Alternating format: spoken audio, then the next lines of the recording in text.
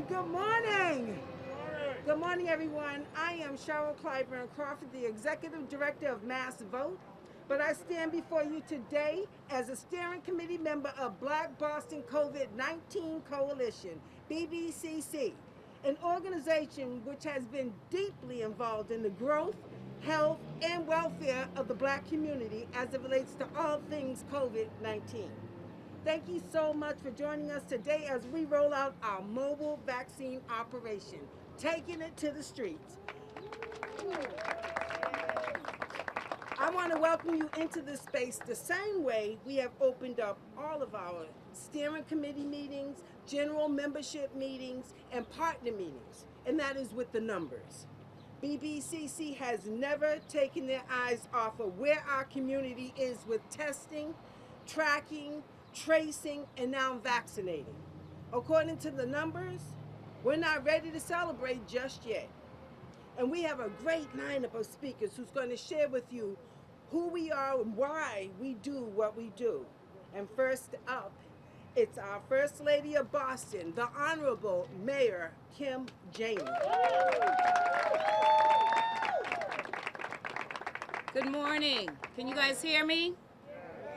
So I want to start by thanking Cheryl for that wonderful introduction, but more important for all of the work that she does in our community, definitely as the Executive Director of Mass Vote, which I'm a founding board member. So really appreciate the focus on democracy in our city, but certainly for her leadership in the Black Boston COVID Coalition. I want to thank everyone for being here, and I want to start by saying we are making progress in the city of Boston, and we're making a lot of progress because of the work that is happening right here on the ground in our community. And it's because we are working together. And today's lineup will reflect that collaboration. We are joined by Black Boston COVID Coalition today. A couple of folks that are noteworthy. I mean, everybody here is noteworthy, but I want to lift up some names. I don't really see folks here. Senator Diane Wilkerson, in addition to Cheryl, and certainly Dr. Atia Martin.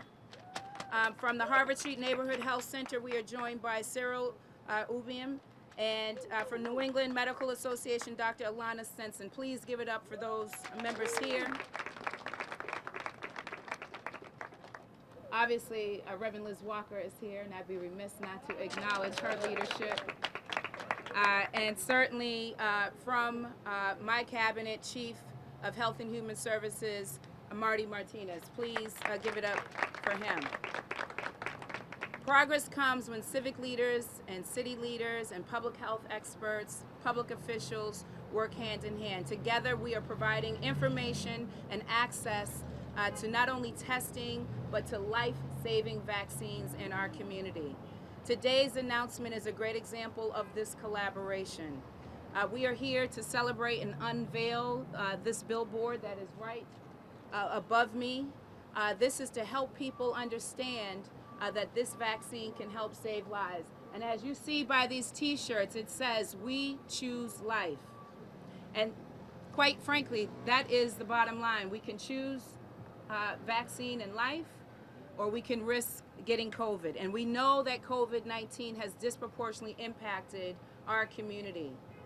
With confirmed cases and certainly with deaths. And we've seen that play out not just in communities of color, generally speaking, but specifically the Black community and the Latino community. And so we've had a strategy in Boston that focuses on testing for sure, but making sure when it comes to the equitable distribution of vaccine that we are partnering with folks in the community who have trusted relationships in the different neighborhoods like the Black Boston COVID Coalition. And so we've done everything from mass vaccination sites, certainly down at Reggie Lewis, and we know that this coalition has been a leader in this space, and many folks have helped in this effort. I know Councilor Mejia is here, and she's helped to identify some folks to get vaccinated. And this strategy is working. So we've got the mass vaccination sites, we've got community clinics, priority clinics, and certainly the mobile vaccination clinics, which I am a huge fan of. And we know this is working, and we do have some things to celebrate today because Massachusetts began this work. This coalition began this work in February, back when Massachusetts was number 42 on the list, and now we are number 2. So we went from 42 to number 2 in vaccinations of Black residents. That is something to celebrate here. And across the city, we've got the positivity rates down to 1%. That is a historic low, and that is because of the work we're doing every single day to get people vaccinated. There is a direct correlation between the communities that have low vaccination numbers and high COVID rates. So we know we have to do more work in getting this vaccine out. We have more than half the residents in Boston fully vaccinated, and that is something to celebrate. But we know the second half is going to be tougher, which is why, in addition to the initial $1.5 million in the vaccine equity grant, which the COVID coalition here today is a recipient of, that I announced back in my first week as mayor of Boston. When I reopened the city a couple of weeks ago, I announced another $1.5 million, bringing that total to $3 million, because we have to continue to focus in hard-hit areas and vulnerable communities. And we know what that is. We're standing in one right now. We've got to make sure that the residents of Grove Hall, all throughout Roxbury, Dorchester, and Mattapan are getting the life-saving vaccine. And so I am just grateful to be in partnership, to be able to stand here before you as the first Black mayor, the first woman mayor who understands firsthand what this means in our community, and to stand here in partnership with the folks who are doing work every single day on the ground. And I also am proud to stand here with my chief, Marty Martinez, who will be our next speaker. I'm really proud to introduce him and the work that he is leading in the Cabinet of Health and Human Services, and certainly with the Public Health Commission. So please join me in giving a warm round of applause for Chief Marty Martinez. Thank you, Mayor. Thank you, Mayor, and I appreciate being here with everyone. And I'm going to be brief, I'm going to be brief because the folks doing the real work are who you're going to hear from. You're going to hear more from not only the Black Boston COVID Coalition, who's done amazing work, and many of the members are here today. So I'm hoping that the members of the coalition, I want you to give yourself a round of applause, because you've done amazing work on behalf of our community, and I want to thank you for that. I also want to be clear that none of this work is possible without our health centers. The Harvard Street Neighborhood Health Center has done amazing work in our community, as have many of our health centers. And so the progress we've made has not been possible without them. So please, let's hear for Harvard Street Health Center and the amazing work that they're doing every day. You know, right now in the city of Boston, we have about 63% of residents with at least one shot in their arm. We have over 52% of residents who are fully vaccinated, and that is to be celebrated. However, in our Black and brown communities, those rates are lower. We don't have as many folks vaccinated as we need to, and that's why this mobile van, that's why the advertisement, the public awareness, all incredibly important to give visibility to this work and make sure we do the legwork that's necessary. So let me say to you and to the community, thank you for all that you continue to do. But I want to remind everyone that's watching, that's listening, that's learning, that's hearing, if you haven't been vaccinated, get vaccinated. Get your shot. Help us spread hope in our community and do everything we can to make sure that we protect ourselves, our neighbors, and our families. And so again, I want to congratulate the Black Boston COVID Coalition and the work they continue to do. The city's proud to champion with you, and we're going to continue to do this work together. With that, I'll pass it back to Cheryl. Thank you so much. All right, next up we have with us Dr. Cyril Ubiam from the Harvard Street Neighborhood Health Director, who is the Senior VP of Programs and Services. Dr. Ubiam.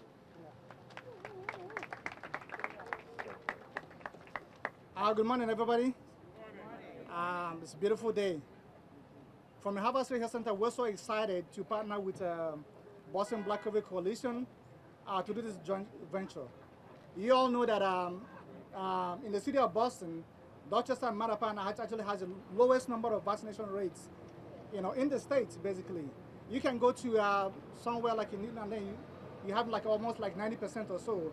but we're like under 35%. So having this mobile van going from corner to corner, trying to get people vaccinated is one of the best things that will ever happen to this side of the city.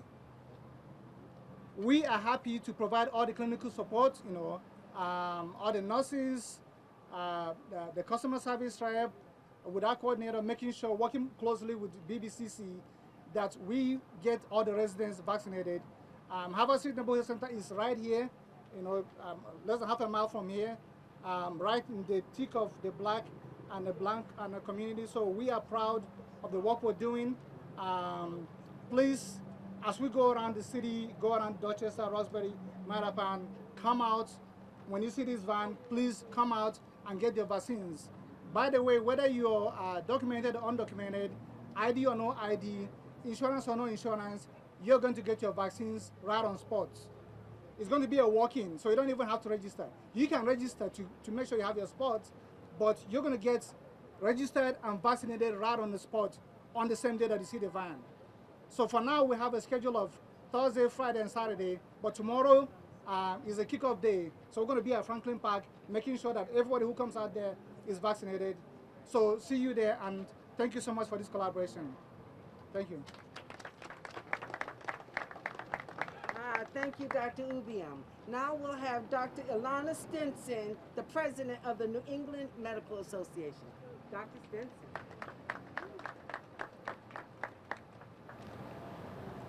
So I represent a group of Black physicians here in the New England area, and I personally am really excited about the work that BBCC is doing, really focusing and ensuring that communities that are underserved are continuing to have access to this vaccine and also to testing. What we don't want to happen is another surge and then we see more devastation within these communities, because we want to really avoid that at all costs. So we're really excited to be a resource and be partnering with BBCC to provide medical professionals that will be able to administer the vaccine and continue the work that has been started by the state of Massachusetts. So thank you very much, and I really look forward to working with everyone here. Thank you, Dr. Stinson. And next up we have with us Reverend Liz Walker, member of Governor Charlie Baker's Coronavirus Vaccine Advisory Group. Thank you. Thank you. Good morning, everybody. Good morning. I just wanted to say that the Black Boston COVID Coalition has been at this from the very beginning. And when they started many, many, many months ago, they knew that this was going to be a marathon and not a sprint. We knew that this was going to be difficult. We knew we had a lot of challenges, but they have kept it up. So the first thing I want to do is say thank you for all your hard work. I've been reading about this since the very beginning, and one of the things that is so exciting is that we are making progress. But as has been said here, we cannot claim victory for anybody until we claim victory for everybody. And we're not there yet. And we got to get there. And we are determined to get there. So you see all these media people who are here today, eventually they go on to another story. Now notice, because I used to be one of them. And eventually they will go on to something else. And victory will be claimed, and this story will be, well, in the back pages. So we have to stay on this. We have to keep the pressure up. We have to tell our neighbors why they have to get this, not because of any other reason than we love them. And because I love you, I want you to be around. I read of all the wonderful statistics, you will read about this, and there are many wonderful ones. There is one that's very frightening. According to the Washington Post, 82% of COVID deaths right now are in our community. 82%.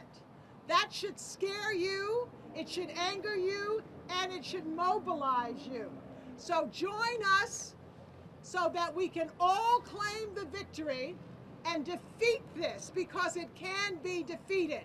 And we will not rest until we've done that. So God bless you. Thank you for being here. We're a part of something amazing.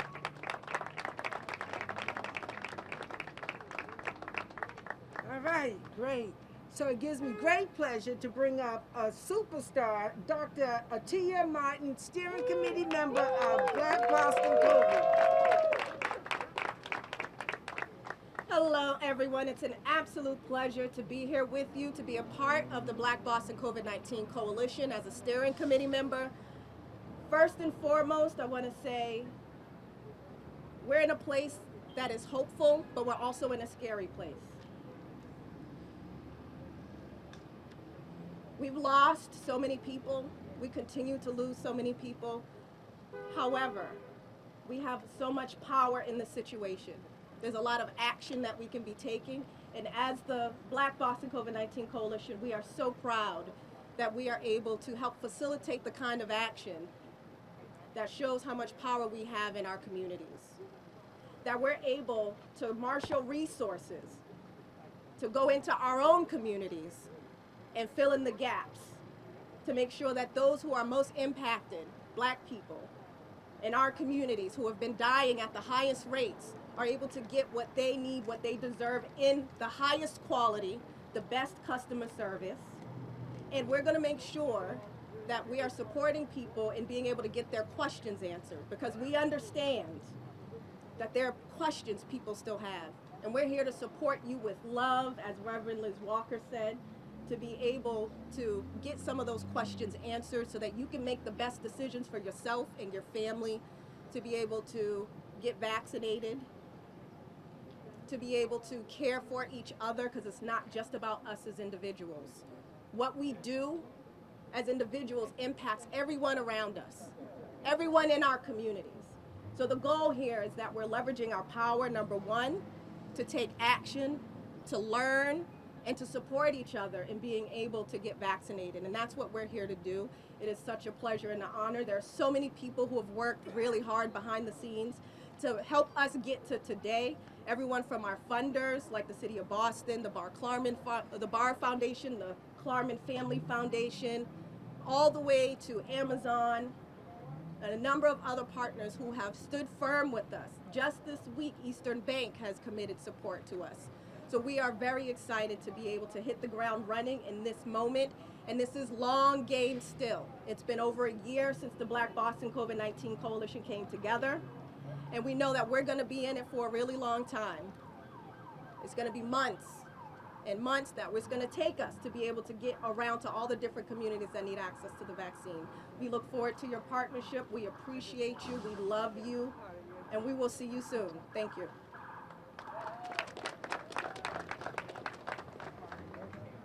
Again, it gives me great pleasure to bring up former senator, project manager. We would not be able to pull this thing together, hold it together. This is the person that's making the phone calls and really on the ground doing the work. I'd like to bring up our leader, our co-partner, our co-pilot, former Senator Diane Wilkerson.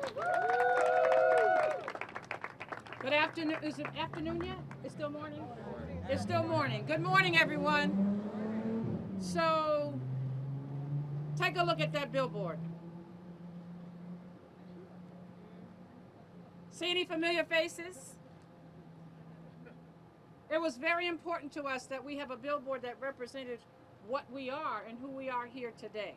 Black and Latino community of Boston, old and young, known, unknown, from all walks of life. I'm here, I thank God for the vision, the favor that he has given us, and that's for all of us, because it is a favor that we're still here, because so many are not. If you think about it in this way, 1 in every 500 Black Americans that were walking around all over this country, in our communities across the country, are no longer here. 1 in 500. That's not a little bit. So the reality is the Black Boston COVID-19 Coalition started on a mission in March of 2020 to be the advocate.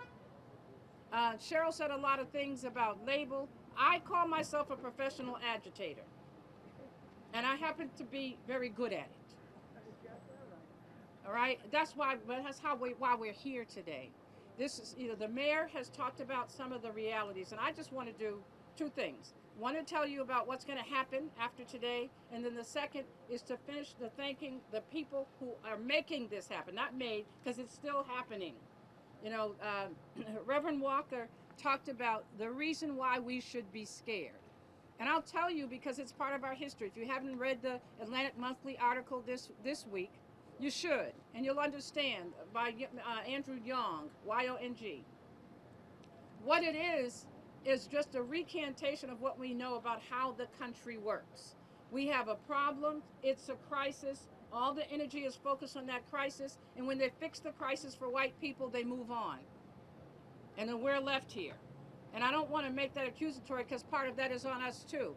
The reality is that we have spent the first 4 months, from February to now, providing access to vaccinations all over this community. And people who wanted access went and got vaccinated. And when the dust settled, we got about 40% of black residents, actually 35% of black residents in the city of Boston, 30% of Latino residents who are vaccinated, which means 65% are not. That's on us, because those are the people we have to go get. They're not coming into our centers, so we're going to knock on their door. And we're going to spend the next 4 weeks doing that. Here's the other thing about the black community that we've always known. Mamas and grandmamas are responsible for the maintenance of the family's health. They make the appointments, they make the calls, they make sure that the children get vaccinated before school starts. And so we are going to enlist our mamas across this community to help us help us.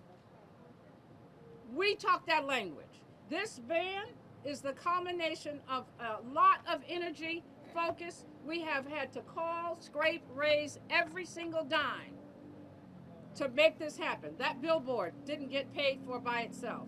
And that's why it's so important for us to lift up some of the people that Dr. Martin mentioned. The Bar Carmen Foundation. We actually had foundations that just saw our work and called and said, what can we do? That doesn't happen often.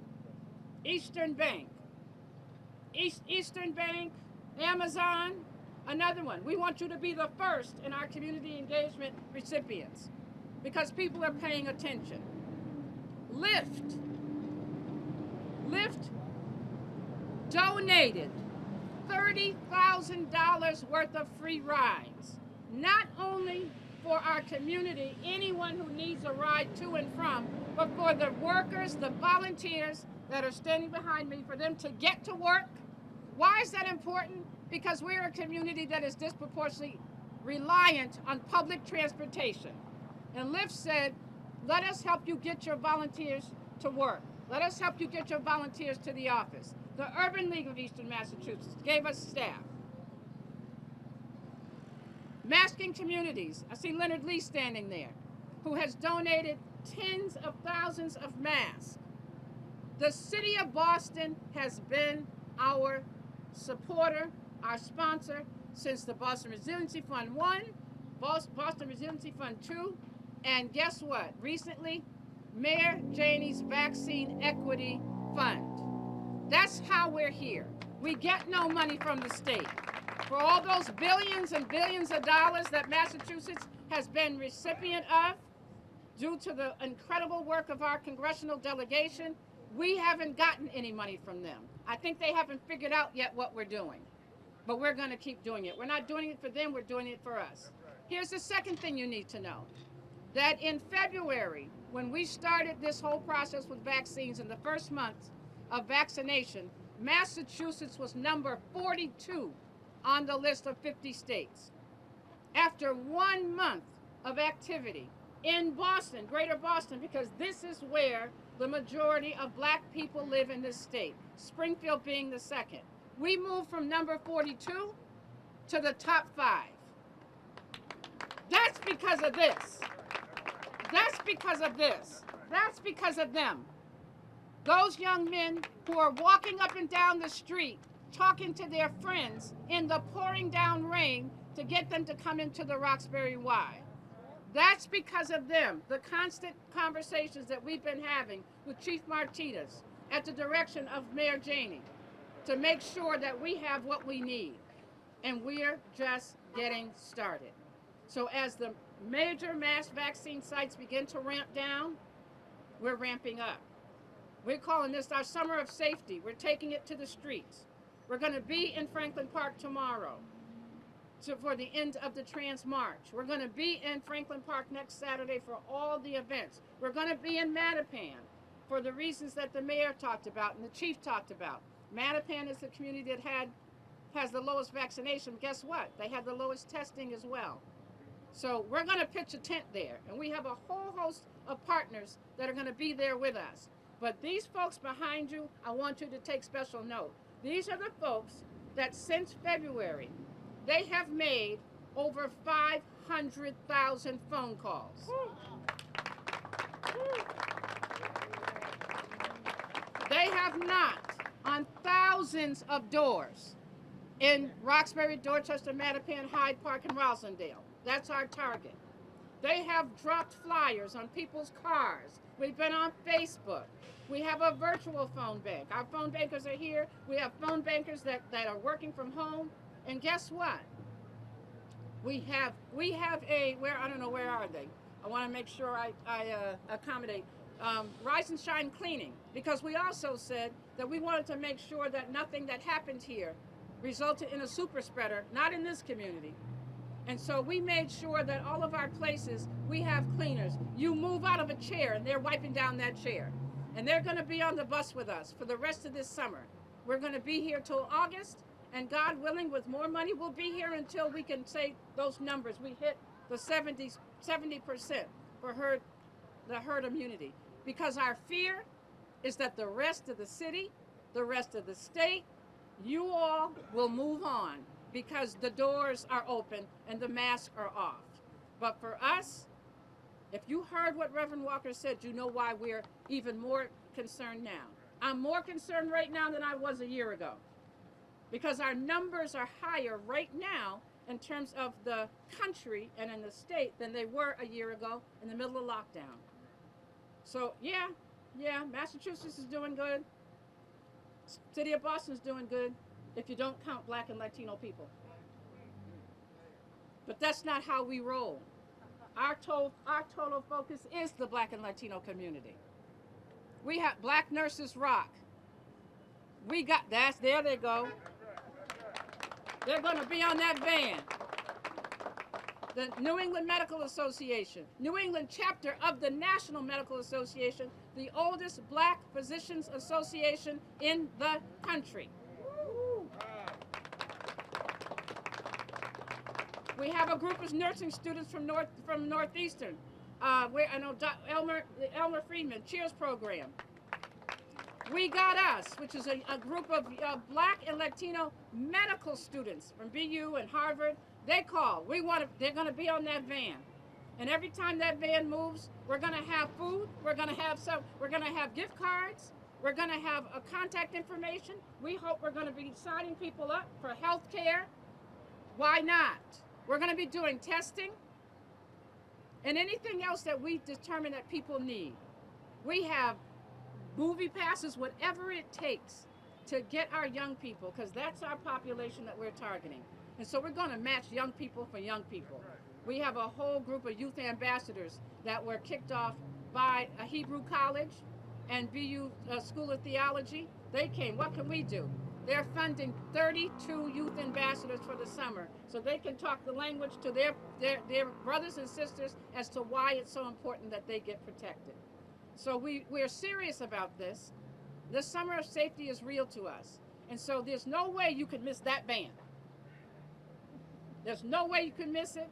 And we're going to be knocking on doors. Cheryl, what did I forget? Knocking on doors, flyering.